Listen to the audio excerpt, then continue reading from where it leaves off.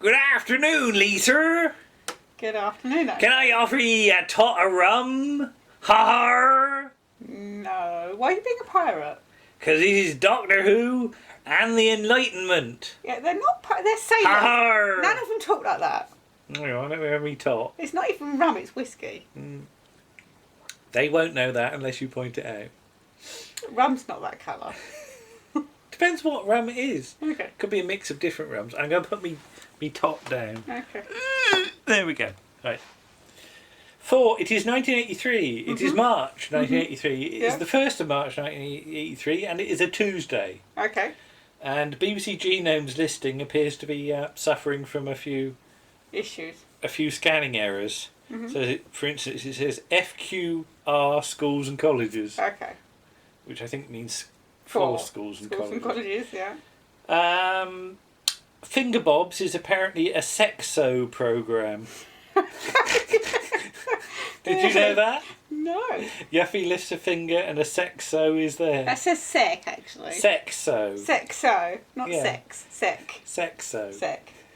But it's meant to be seesaw. Seesaw, yeah. There's You and Me. Roy Hudd learns about the old woman who lived in a shoe. John Arlott explores the landscape of Dorset with Thomas Hardy. Well, not with Thomas Hardy, but... what? Directed by who? Dave? David? Can you say that? No. Hey, Coccyx. Generally don't know whether that's a mistake or his name. Yeah. Play School, The Lighthouse Keeper's Lunch, Yogi Bear, Jack and Ori is The Borrowers, Animal Magic, with Johnny Morris and Terry Nutkins looking at Place and Dover Soul. Newsround, Grange Hill, Part 17, it's exam time. And Jonah decides that the ballot on Flexi Time requires some special assistance. Okay. I don't know what that means at all. Evening News, regional news magazines, Doctor Who Enlightenment Part One at 6:55. Will the White Guardian be able to help the Doctor? I don't know. Vox Pop, Terry and June, which appears to be French because there's Gareth Armstrong as French officer, Peter Bland as gendarme, and Kirsten Cook as hostess. I know because Kirsten Cook's a low, isn't she? She is, yeah. She's Michelle of the Resistance. Great Little Railways, Slow Train to Olympia, written and narrated by Michael Wood. 9 o'clock news, Play for Today, Last Love, and 1,000 Welsh voices. Welsh voices. Blue and Bilko's on at 11:45. Bilko's always on. Bilko's been on since like Hancock's Half Hour days. Can't get rid of him. No. It's cheap. But in a thing that I do remember, I think, from this schedule. Right. BBC Two is not that exciting. The Bagthorpe Saga's on at 6 o'clock by Helen Cresswell. Don't remember that. The Waltons, don't remember that. That's not what you said before. Yeah.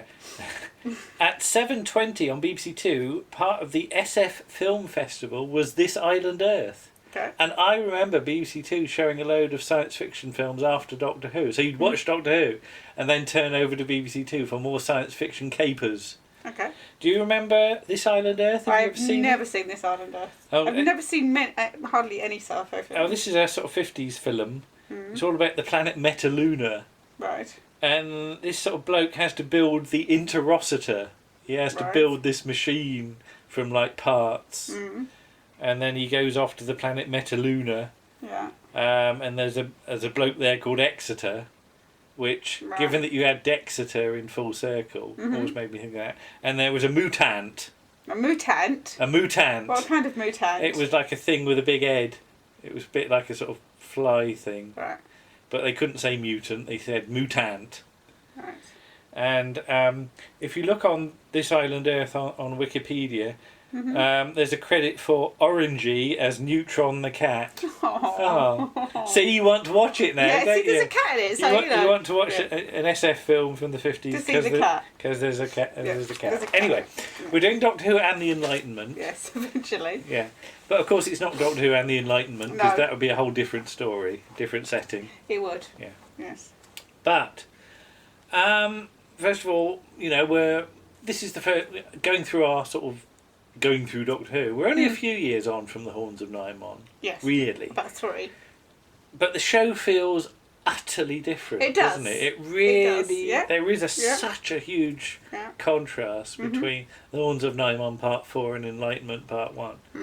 As Davison's dotty face looms out of the screen. But if we'd watched Tom Baker story from the next season, you would have got his dotty face. Yeah, it's very different from the previous title sequence. And our opening sort of scene is Turlo and Tegan playing chess. And I would have been at middle school in, getting towards the time of my sort of compulsory period. And then I'd be thinking about sixth form. So I'm in my sort of O-levels sort of thinking about period at this point. And I think there probably was a chess club at school. Now I think it gets overused on Doctor Who, chess generally. There's too much chess, but Play Snakes and Ladders. Don't forget, we're in the days when chess would be on BBC Two for half an hour. Yeah. So chess was quite big generally. It was. I never grasped the rules of chess. I was very late coming to chess, and I think I've probably told you my story about forgetting to get off the school bus. Yes, because you were playing chess. Because I was playing chess, but by this point I think I could probably just about play it. Okay. And I put nice orangey lighting in the console room. It's sort of ready orange, isn't it? So it's like sort of. It's emergency lighting. Emergency. It is emergency lighting because the power's being drained. Yeah, but it's funny that people say about the 80s stories being overlit. Yeah. This episode especially is not guilty of that at all. No, it's not that at all. There were times when I could not see what was going on. Yeah. Well, that it doesn't help. There's a lot of stuff being reflected back from into the television. But they do seem to be obsessed with putting Tegan especially into sets where you can't see anything. Yes. Because I'm thinking about Kinder as well when she's in the sort of wherever sequences in the black background, and there's an awful lot of Tegan going about in black backgrounds. But and I said, what about the uniform look for everybody at this point? Because of course Lala Ward gets a different costume. She does. Yeah. By the time you get to Tegan and Turlo, they keep the same costumes. Although her costume, I've never liked this costume. Okay, why not? It doesn't look comfortable. I mean, I know Janet Fielding has said in the past that she had issues if she had to lift her arms because she's got like a sort of boob tube thing on. But it actually looks like it's flattening her chest, which is, I can assure you, is deeply uncomfortable. I have to be honest here with you. It doesn't do much for you. At the age of 14, you liked it. I was glad for anything. Okay. So yes, I was. The dress she wears in later on, yes. I mean, but we'll get to that. Beautiful. We'll get to that. And it might be vaguely comfortable, but it's just flattening this bit of your body down when you have bumps is uncomfortable. Bumps, lady bumps. And Turlo still in his school uniform. Yeah, well, he'll be wearing that school uniform right up until virtually till he leaves. But if I was in a school uniform, I'd have had it off straight away. Yes. Given the TARDIS. Rooms. Yeah. I'd have put, the Mary Tam's grass skirt on from like Androids of Tara quite happily, just to get out of my school uniform. Did you have a school uniform? Yes. Did you like it? It was all right. When I was at school, especially when I was sort of in my sort of 4th and 5th years, there was a thing because obviously we had to wear a tie. Yeah. And when it got to sort of my 4th and 5th year, which was sort of mid-80s, 87, 88, the thing was, did you wear your tie the fat way round or the thin way round? Yeah. And the cool way to wear it was the thin way round. What's the difference? I don't know, but that's the way you'd wear it with a thin bit, which was effectively the back of the sort of the back of the tie with the fat bit stuck inside your shirt so that you couldn't I'm see just it. thinking, this is the last few months I would have needed to wear an official school uniform. Yeah. By the time I came back to school for the sixth form, Mm-hmm. you could wear a variation.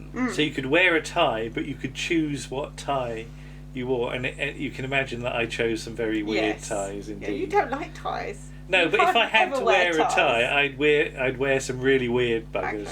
and I did. There's all sorts of dotty and spotty and swirly ones, Okay. and, you know, things like that. You know, Mhm. so yeah, I'm just thinking that this is the period of Yeah. my being allowed to express myself in Okay. a few months. Yeah.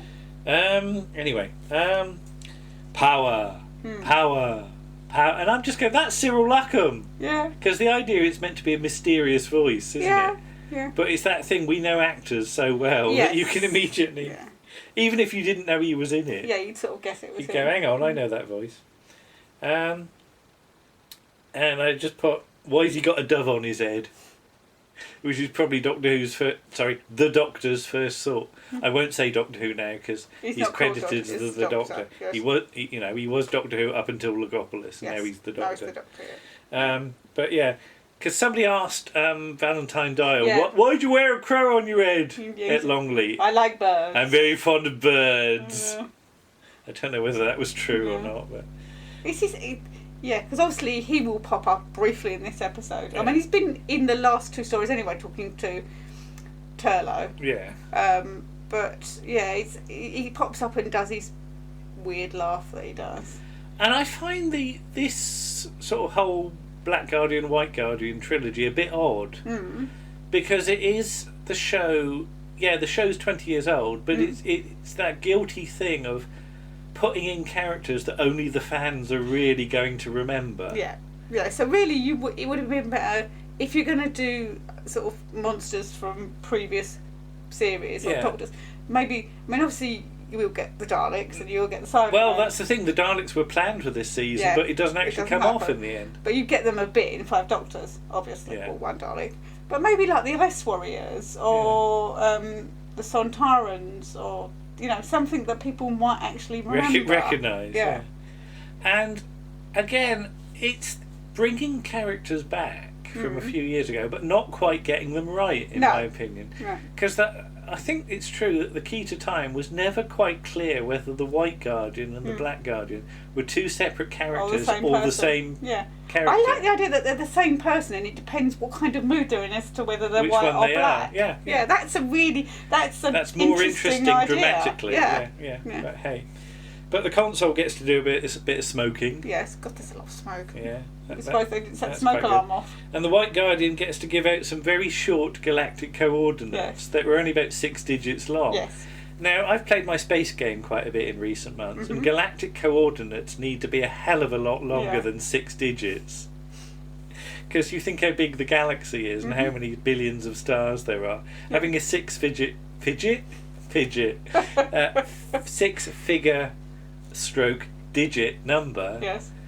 means you're like thousands and thousands of light years apart, even if you Okay. just change one number. So it's not very useful. And I just put the Black Guardian gets to do some har har har har. I'm an evil sort, But not in an accent. but not in a pirate accent.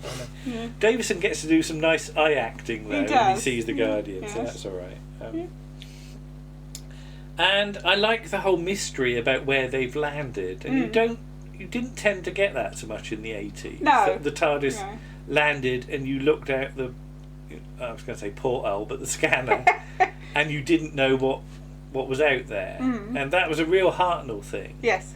But I like the fact we've just briefly gone back to that Yeah. for this story, because later on, you know, the Doctor's able to work out what sort of day and date it is just by looking at the console. You know, June the 12th, whatever. But here, Yeah. the mystery is appreciated by me on sort of reviewing. There's a reference to Terminus. I explained what happened on Terminus, Yes. says Turlo. But then, if you hadn't been watching last you wouldn't week, know what he's talking that's about. utterly lost on Yeah. you. Yeah. So And you would also wonder where Nissa is yeah, because there's no Oh, that's true. reference There's no back reference to to- Nissa, is there? Oh, I hope Nissa's okay. Blimey. No, Yeah. that completely passed me by. I'm glad you Even pointed that out. Adric in Gets a mention. But no. no, she's gone. That's it. No, good spot. Yeah. What about I have to ask you, Tegan's makeup. Yeah. She's got a lot of Blusher on. Yeah. That's just an 80s thing. Was that just a Yeah, general if thing? you notice in the 80s, I mean, I refer you to Lisa Goddard. All right. She's got a lot of makeup. She's got big hair. It's an 80s thing. Do people on 321 have this sort of look? Do you think? Possibly not, because they're sort of normal people. You know what I mean? Normal people. Not actresses. It's just something to do. If you look a lot of makeup in the 80s, it is quite heavy. But that's the thing. If Tegan's put this on, it's a not, lot of people in the 80s have a lot of makeup. it's not like she's going out for the night. No, she's just going to wear it happily, Yeah, bit of slap, that's all. A bit of slap. She's not put it on for Turlo, has she? No, Oh, maybe for the doctor. You reckon? Maybe. Okay. You going to say any more? No? Alright, okay. I was just thinking, so I know. Oh, what are you thinking? No, I was just thinking, it's in some ways, it's almost a defence. Yeah, alright. Because to, No, tell me, I want to know. make herself look as good as possible, I don't know. Women do it for all sorts of reasons. I just wonder if you've got insight I am not the person to ask. I do not wear makeup. You don't wear it. So. I like the fact that on the chests, not the chests outside the TARDIS. Yes, be careful. It says Striker. Yes. Which, given that this is 1983 and Doctor Who is being disrupted by strikes again, I don't know whether it's sort of an in-joke or what. I know it's the character's name. It's the captain's name. That's all I assumed it was. It's the captain's name. But the choice of name of Striker is just interesting for this period. You see, thinking about it now, is that... Because I don't know if it's cargo or if that's just his personal belongings. I think it's his personal stuff. So it's got his name on it, Striker. Yeah. I think it's just his sort of his underwear and things, But this whole season nearly ended with Terminus Part 4. God, okay. Given that there was an awful lot of strikes. I mean, we lose what would become Resurrection of the Daleks, but Enlightenment is affected by it as well. Yeah. Because that's why you lose Peter Sallis. Because Peter Sallis is he was meant to be Striker. He's going to be Striker at one point. Can you imagine him as Striker? I mean, he's very good, Peter Sallis. I mean, we were watching him yesterday because we did Ghost in Motley Hall, and he can do other stuff rather than just the Last of Summer Wine. But I can't imagine him in that part. Not as Keith Barron. No, okay. Well, definitely not as Keith Barron. No, but nice use of an oil lamp, which I always like an oil lamp. You do, yeah. And reminds me of Horror of Fang Rock. And this whole thing about the scanner being in the light at the top of the TARDIS. Yes. I'd forgotten how freaky that was. That is weird, isn't it? Because all of a sudden you've got hands and you're like, what? What the hell? And then Mariner's face appears and it's very scary, eerie, Mariner. Because you could be forgiven for thinking he's a giant or something like that. Yeah, because it's like, how can you... Until he actually falls off. Yeah. But because he's smiling as well. But it doesn't quite give the effect because you would need a real fisheye lens to sort of indicate that. It just looks like he sort of put his hands up. I'd have gone with a slightly different lens on the camera or at least distorted the picture a bit more because it's not quite clear quite what's going on. But the whole weird imagery of the face and the hands on the scanner is good, and I like that sort of weird stuff. You're sort of wondering because you're watching it and you're thinking, hang on a minute, can he see inside the TARDIS? Yeah, I don't know. Because he's got that little smile on his face. I think he's looking in. Yeah, because of his powers. Yeah. So this whole reference to winner takes all, it slightly falls flat in its face because it makes me just think of Jimmy Tarbrush. Buck Tarbrush. Thank you. Jimmy Tarbuck. I hoped you'd do that. Yeah. So Mariner falls off. And then the Doctor and Turlo are in an evil-smelling forecastle with some of the evil-smelling forecastle be their companions. God. Dun-dun-dun. That's a joke from Round the Horn. Right. With Kenneth Williams. Yeah. Okay. So we got the first British submarine launched in 1901. Although, of course, sort of submersible experiments were going on sometime before that. So yeah, I like the fact that the activities of the sailors involve pipes and knitting. Yeah, pipes, knitting, and sort of drinking. Yeah, but and I put again, more great lighting of non-lighting in the hold. Yeah. And not overlit compared to Warriors of the Deep, which you get next year. Yeah. Tony Caunter klaxon. Yes. Of course. It's very good, Tony Caunter. Yeah. With what is a fairly small part. Yeah. He doesn't get much to do, but... No, he's only really in the first episode, isn't he? Yeah, beyond that, we don't see much of him. The whole thing about the doctors aboard. Mm-hmm. Do you think the joke quite comes off? I think you would have to know. Yeah, it does rely on you. But then Davison, Fifth Doctor, actually said, it sort of explains, but I think people might still have been confused. Because, it's a joke for fans who are expecting another Doctor or something like that, maybe. Well, maybe not at this point. But we're not far away from the Five Doctors, so you never know what could happen. But yeah, there is it's one of those slightly too obscure historical jokes that actually overestimates the audience intelligence, which doesn't always happen. But then compared to the master joke in Black Orchid about W.G. Grace, so these historical stories do tend to sort of... This isn't a historical story. Setting. There's some historical elements in it. But it's not a historical story. It's not. Okay. It's in space. Well, you don't know what year it is. It's in space. So is it 19? No, it's not Edwardian. It's just that they've... In space. It's Stryker's decided he wants an... But you never find out what year it is. No, you don't. Yeah. But my theory is, because all the different... You see at the end, all the ships are slightly different types and periods. So obviously the Eternals, who we don't know about yet, have picked what kind of ship they want. So they take the men from that particular era. But we'll come back to that, I think. It's almost like the War Games in a way. I've written War Games down a bit later, actually, And I just put nice weird music from Malcolm Clark. We love Malcolm Clark. We met him once. We did. He looked like a geography teacher. Yeah, I was expecting this hairy figure with a moustache. And he had a short back and sides and a bow tie. Yeah, he put his best togs on, hadn't he? Yeah, looked like a geography teacher. And this whole thing about we've been below for 2 days and can't remember. Yeah. And I just put War Games at that point, memory wiping and things like that. So you got the whole sign the pledge thing, which is like the temperance movement. And how popular that was about that point? I'm not sure. It is quite popular. It's more popular sort of in the late Victorian period, but then this isn't that far away from that. No, so we're still in the hangover from that. I don't know how popular it would be amongst sailors because sailors like their tot of rum. Because of course, if you were press ganged, that's because you were drinking in the first place. Because you'd find the king's shilling at the bottom of your booze. And once you'd taken the king's shilling, that was it. But that's of course a bit before that. Yes. But I like the fact they're giving advice to Turlough about what to do. And although they've sort of accepted Turlough, I think Turlough's clearly feeling out of place. He is. And I would too in that situation, especially once sort of the Doctor disappears, and I wouldn't like to hang around with like burly men. Yeah. I was thinking as well that how not unusual. That's not the word I want.